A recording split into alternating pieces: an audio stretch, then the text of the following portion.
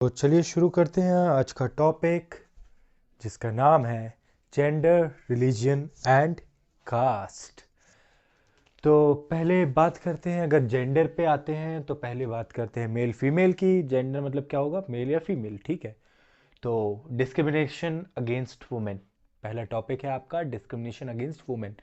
तो पहले literacy rate पे आते हैं। लिटरेसी रेट क्या है? लिटरेसी रेट मतलब पढ़े लिखे लोग कितने हैं उस कंट्री में, उस स्टेट में या उस जगह पर, ठीक है।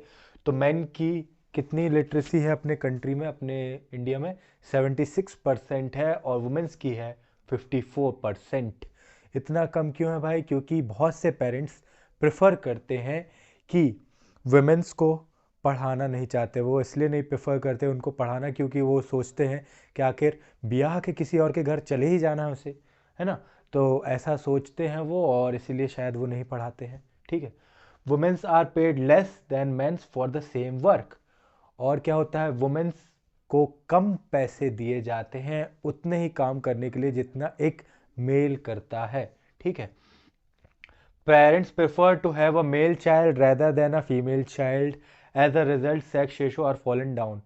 इस बात पे मैं एग्री नहीं करता, क्योंकि देखिए इसमें लिखा हुआ है कि पेरेंट्स प्रेफर करते हैं कि मेल चाइल्ड हो। मेल चाइल्ड क्यों प्रेफर करते हैं? जिसमें वो बुढ़ापे का सहारा बने, rather than a female child, कि उस पर खर्चा करेंगे, पढ़ाएंगे लिखाएंगे, बाद में फिर दहेज भी देना पड़ेगा, और उसकी शादी किसी और के घर चली जाएगी, किसी और के घर चली जाएगी, तो क्या मतलब निकला पैसे खर्च करने का। तो ऐसा सोचते हैं वो, तो मेल चाइल्ड को प्रेफर करते हैं। पर मेरे घर पे तो उल्टा ही चलता है।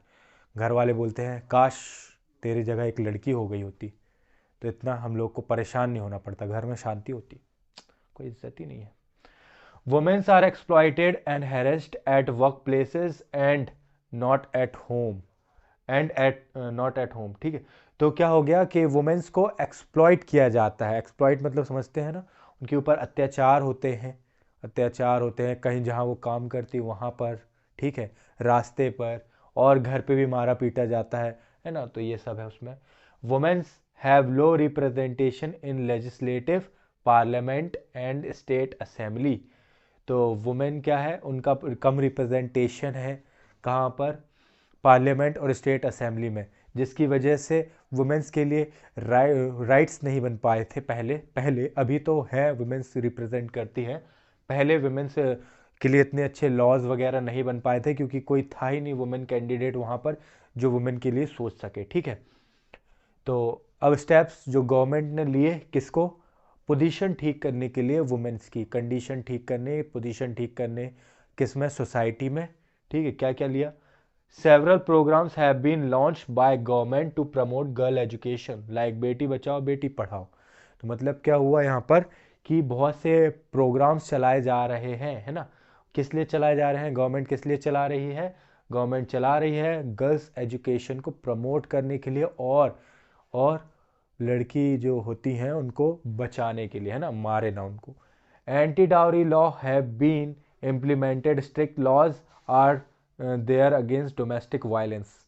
तो यहाँ पे क्या है, एंटी डाउरी लॉज बन गए। क्या बन गए? एंटी डाउरीज लॉज बन गए हैं, मतलब दहेज प्रथा को बंद कराने के लिए लॉ बने हुए हैं। अगर पकड़े गए, अगर सामने वाले ने कंप्लेन कर दी कि आपने दहेज की मांग की है, तो बस you will be going in to jail and चक्की पीसिंग एंड पीसिंग एंड पीसिंग। अंडरस्टूड? तो ऐसा, तो बहुत ज़्यादा क्या है, स्ट्रिक्ट एक्शन लिया जाएगा, है ना, अगर पकड़े गए क्या लेते, ये दहेज लेते। वैसे मैं भी दहेज के खिलाफ हूँ, ठीक है। वैसे अगर अगर बाय चांस अगर कोई पेरेंट अपनी बेटी को फ्रिज देना चाहता है तो दे सकता है ना भाई। आखिर मुझे तो पढ़ाने जाना है, फ्रिज में जो ठंडा ठंडा पानी होगा वो कौन पिएगा? उनकी बेटी ही पिएगी। मुझे क्या, मुझे तो पढ़ाने जाना है। अगर वो उनको ओवन गिफ्ट करते हैं तो गरम गरम कौन खाना खाएगा? उनकी बेटी ही खाएगी ना। मुझे क्या, मुझे तो पढ़ाने जाना है। अगर अगर मान लेते हैं अच्छी बड़ी उन्हें LED TV, LCD TV gift की है, तो फिर देखना किसको है पूरे दिन शोज? उनकी बेटी को ना। मुझे तो क्या, मुझे तो पढ़ाने ही जाना है। तो मैं बिल्कुल खिलाफ हूँ, है ना, किसके? दहेज प्रथा के। आखिर मुझे क्या करना, मुझे तो पढ़ाना ही है, चलो तो पढ़ते आएंगे, है ना। The equal remuneration act 1976 have been implemented so that men and women are paid equal wages for equal work। तो मतलब यहाँ पे क्या है, रिन्यूमरेशन एक्ट है, वो लगाया गया कब, 1976 में, जो है क्या है कि विमेंस और मेंस को अगर वो सेम जॉब कर रहे हैं, सेम वर्क कर रहे हैं, सेम हार्ड वर्क, तो उनको इक्वल वेजेस मिलेंगी। ठीक है, इक्वल वेजेस उनको दी जाएंगी। In local government bodies 1/3 seats are reserve for womens. और लोकल गवर्नमेंट जो होती है, जैसे पंचायती राज होती है अपना, है ना, ये म्यूनसिपल कॉरपोरेशन होता है, इन सब में 1/3 सीट्स क्या हो गई, रिजर्व हो गई, किसके लिए, वुमेन्स के लिए।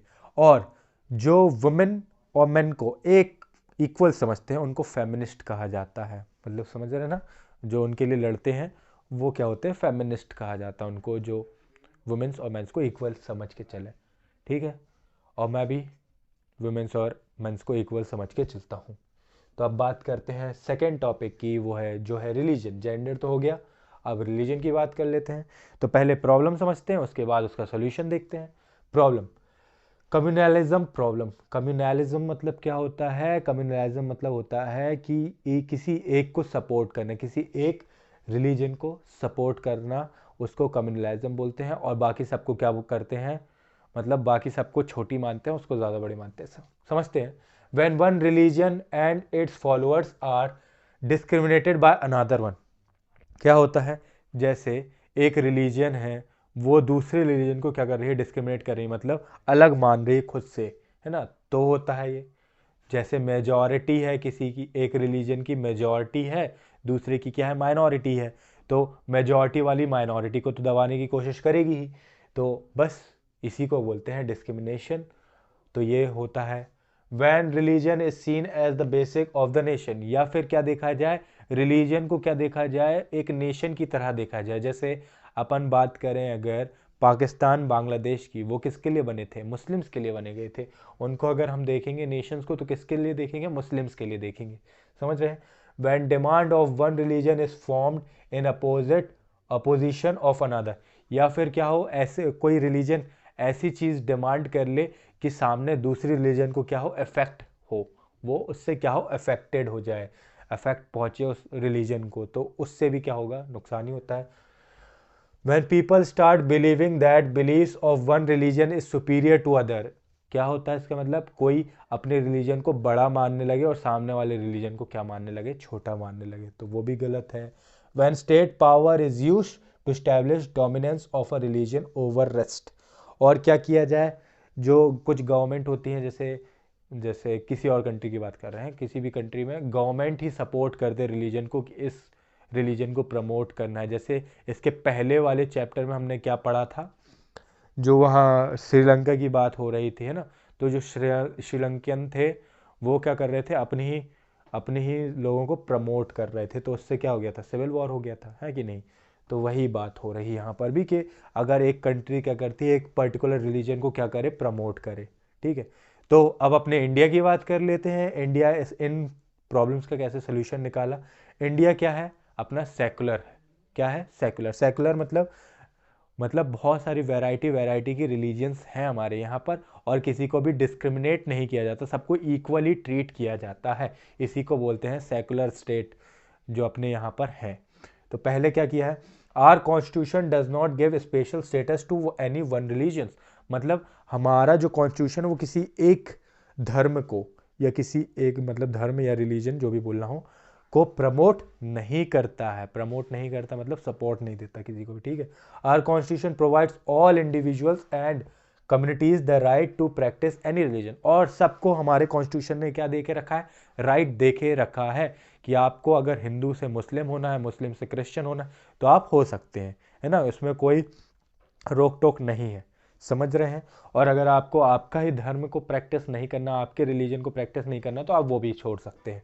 ठीक है, our constitution prohibits discrimination in the grounds of religion, और हमारा कॉन्स्टिट्यूशन क्या करता है, भेदभाव नहीं करता। प्रोहिबिट मतलब होता है रोकना। ठीक है, discrimination on the ground of religion मतलब धर्म के बेस पर भेदभाव नहीं करता, डिस्क्रिमिनेशन नहीं करता है। ठीक है, our constitution matters in order to ensure to ensure equality, our constitution allows the state to intervene between religions matter in order to ensure equality within religion community। और हमारा कॉन्स्टिट्यूशन क्या करता है, एक्शन लेने को भी कह सकता है किसी और रिलीजन के खिलाफ, अगर वो डोमिनेशन करें या कुछ भी भेदभाव करने लगे दूसरी रिलीजन्स को, ठीक है, इंटरवेन कर सकते हैं, आप क्वेश्चन कर सकते हैं उनको, ठीक है।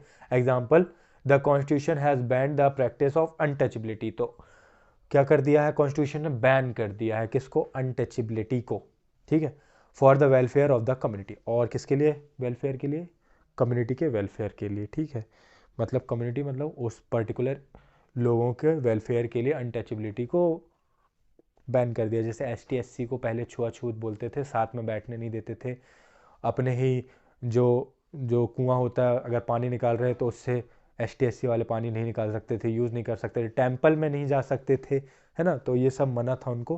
तो ये सब चीज़ें क्या कर दी है गवर्नमेंट ने, बैन करा दिया। किसके लिए, सेकुलर स्टेट बनाने के लिए, सेकुलर कंट्री बनाने के लिए।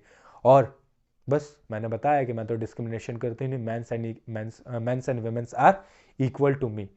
अरे चिमकंडी चल, क्यों मेरी बुक छू रही है, पागल, एक मार के पापा की परी बना दूंगा, चल निकल।